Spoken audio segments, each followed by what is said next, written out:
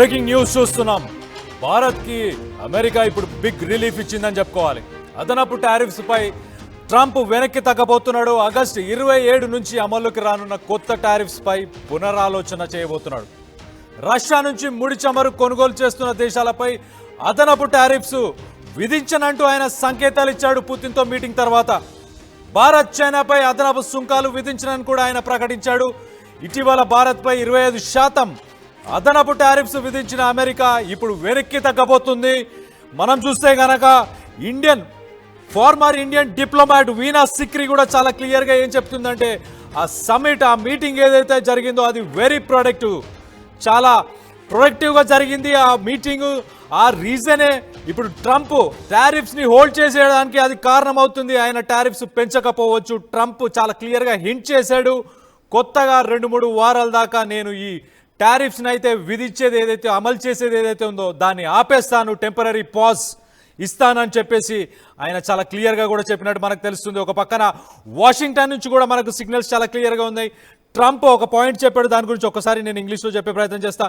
Trump described his Alaska talks as having considerable progress but admitted there is no deal until there is a deal. He refrained from confirming any immediate rollback, only noting he might not have to impose extra duties in the coming weeks.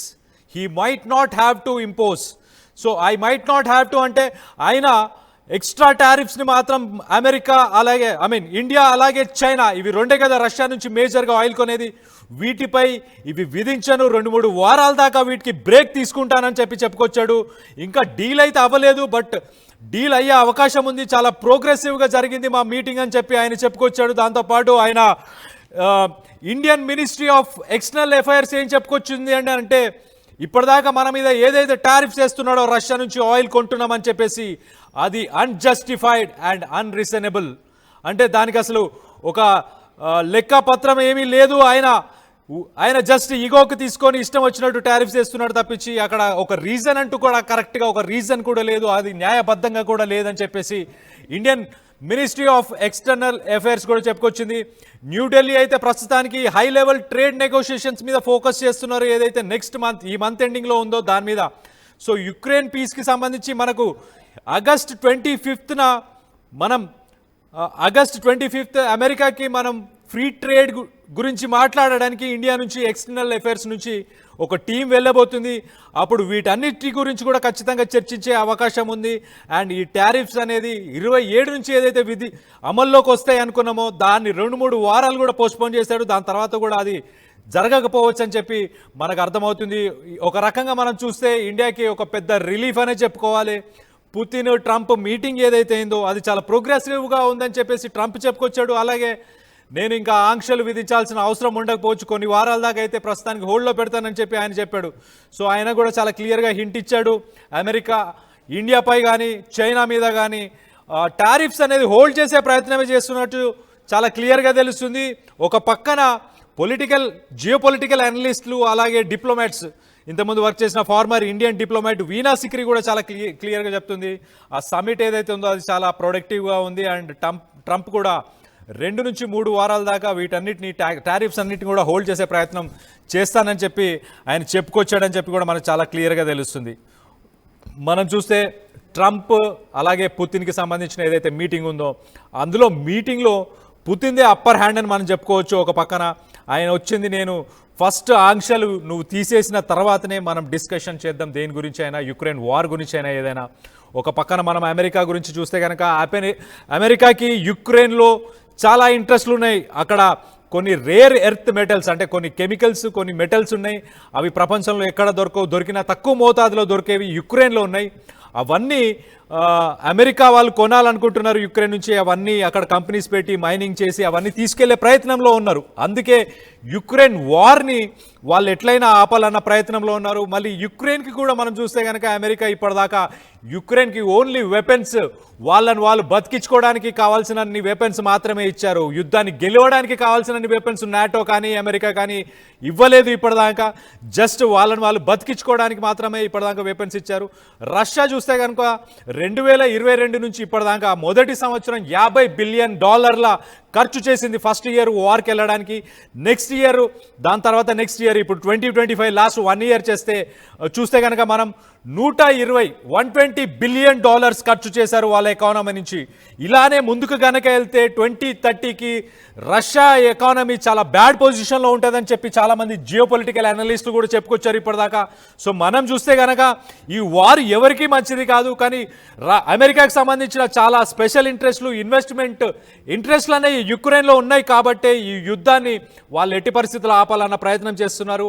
అక్కడ అమెరికాకి సంబంధించిన కొన్ని కంపెనీస్కి కూడా Ukraine Zelensky కూడా ఆ కంపెనీస్కి ఆ రేర్ ఎర్త్ మెటల్స్ని ఇచ్చే ప్రయత్నం కూడా చేస్తాను ఖచ్చితంగా అని అగ్రిమెంట్ చేసుకోవడానికి కూడా ముందుకెళ్ళినట్టు కూడా మనకు చాలా క్లియర్గా తెలుస్తుంది. సో యుక్రెయిన్ ఒక పక్కన తన ల్యాండ్ని కాపాడుకోవడానికి అమెరికాతోని ఈ అగ్రిమెంట్స్ అన్ని చేస్తుంటే, అమెరికా మాత్రం ఇవన్నీ తన పర్సనల్ ఇంట్రెస్ట్లు, వాళ్ళ కంపెనీస్ బాగుపడడానికి చేస్తున్నాడు ట్రంప్. చేస్తూ ఒక పక్కన దేశానికి ప్రపంచ దేశాలన్నిటికీ మాత్రం నేను ఒక శాంతి దూతను, నాకు ఒక నోబెల్ పీస్ ప్రైజ్ ఇవ్వాలి అని చెప్పుకొస్తున్నాడు. కానీ ఆయన చేసే ప్రతి స్టేట్మెంటు, ఆయన చేసే ప్రతి వార్కి సంబంధించి ఏది ఉన్నా దానికి స్పెషల్ ఇంట్రెస్ట్లు ఉంటాయి. ఇప్పుడు మనం గాజాకి సంబంధించి కూడా చూసుకుంటే, ఇజ్రాయెల్ గాజాలో ఉన్న వాళ్ళందరినీ, సివిలియన్స్ అందరినీ, మీకు ఇక్కడ బతకడానికి కష్టంగా ఉన్నప్పుడు మీరు అసలు గాజాలోనే ఉండకండి, మీరందరూ వేరే దేశానికి వెళ్ళిపోండి అని చెప్పి ఇజ్రాయెల్లో కూడా అక్కడ ప్లాన్ చేస్తున్నారు. సౌత్ సూడాన్కి పంపించే ప్రయత్నం చేస్తున్నారు ఇజ్రాయెల్ సివిలియన్స్ని. ఒక్కసారి సివిలియన్స్ అక్కడ నుంచి వెళ్ళిపోయిన తర్వాత అక్కడ ఎవరైతే హమాస్ ఉన్నారో హమాస్ని మొత్తాన్ని తుడిచిపెట్టడానికి ఇజ్రాయెల్ అలాగే అమెరికా ప్లాన్ చేస్తున్నాయి చాలా క్లియర్గా. హమాస్ని తుడిచిపెట్టి గాజా మొత్తాన్ని కూడా ఇజ్రాయెల్లో కలిపేసుకుందామన్న ప్లాన్లో అటు ట్రంప్ అలాగే అటు ఇజ్రాయెల్, ఈ రెండు అమెరికా అండ్ ఇజ్రాయెల్ ఇవి రెండు కలిసి ప్లాన్ చేస్తున్నాయి. వాళ్ళందరినీ సౌత్ సూడాన్ ఏం పక్కన లేదు, అక్కడి నుంచి చాలా దూరంలోనే ఉంది. సో అక్కడికి పంపించే ప్రయత్నం చేస్తుంది. ఓవరాల్గా మనం చూస్తే కనుక మిగతా దేశాలతో ఎలా ఉన్నా కానీ మనతోనే ఏదైతే టారిఫ్స్కు మన మీద ప్రెషర్ బిల్డ్ చేయడానికి, రష్యా నుంచి ఆయిల్ కొనకుండా ఉండడానికి, బిల్డ్ చేయడానికి ఏదైతే టారిఫ్స్ని తీసుకొచ్చారో ఆ టారిఫ్స్ని మాత్రం ఇప్పుడు వెనక్కి తీసుకుంటున్నారు. ఒక 2-3 వారాల దాకా కూడా మనకి దాని మీద నేను ఏ డెసిషన్ తీసుకోను, ప్రస్తుతానికైతే అవి హోల్డ్లో పెడుతున్నానని చెప్పి ట్రంపే చెప్పుకొచ్చాడు. సో పుతిన్కి రష్యా కనుక మనం చూసుకుంటే, రష్యాకి ఇండియాకి చైనాకి ఉన్న రిలేషన్ ఒక్కసారి మనం చూస్తే కనుక, రష్యా ఇప్పుడు ఎంతైతే ఆయిల్ ప్రొడ్యూస్ చేస్తుందో దాంట్లో ఆల్మోస్ట్ 50% ఆయిల్ని ఇండియా, చైనా ఈ 2 దేశాలే కొనుక్కుంటున్నాయి. సో దిగుమతి చేసుకుంటున్నాయి దానికి. సో రష్యాకి సంబంధించి ఆ 50%లో మనం ఒక 25 to 30% అని చెప్పుకోవచ్చు. ఒక 20% అనుకున్నా, చైనా ఒక 25%. సో రష్యాకి ఇప్పుడు ఏదైతే ఈ వార్ జరుగుతున్నా కూడా రష్యాలో ఎకనామికల్గా చాలా బాగుంది. అంటే మనం ఇచ్చే డబ్బులతోనే కాదు, రష్యన్ ఎకానమీ ఎందుకు పెరిగిందంటే వార్ వల్ల చాలామందికి ఉపాధి పెరిగింది. అక్కడ డ్రోన్ మ్యానుఫ్యాక్చరింగ్ కావచ్చు, లేకపోతే మిగతా మ్యానుఫ్యాక్చరింగ్ యూనిట్స్ ఏదైతే వెపన్స్కి సంబంధించి మిగతా వాటికి సంబంధించి ఏవైతే ఉన్నాయో అవన్నీ కూడా చాలా హయ్యర్ లెవెల్స్లో అవన్నీ ఫంక్షన్ అవుతున్నాయి. సో జాబ్ రేట్ కూడా, అన్ఎంప్లాయ్మెంట్ రేట్ కూడా ఎప్పటికంటే ఇప్పుడు చాలా తక్కువ ఉంది. అంటే 2022లో వార్ స్టార్ట్ అయినప్పటి నుంచి అన్ఎంప్లాయ్మెంట్ రేట్ కూడా పడిపోయింది రష్యాలో. సో వాళ్ళ ఎకానమీ కూడా చాలా బూమ్ అవుతుంది.